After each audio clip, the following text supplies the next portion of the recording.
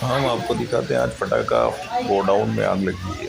और ये आग इतनी ज़बरदस्त थी कि क्या बताएं आपको।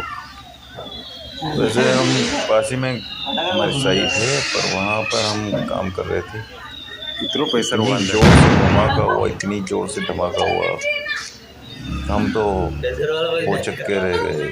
इसीलिए बहुत लेट मोबाइल निकाल कर रिकॉर्डिंग की।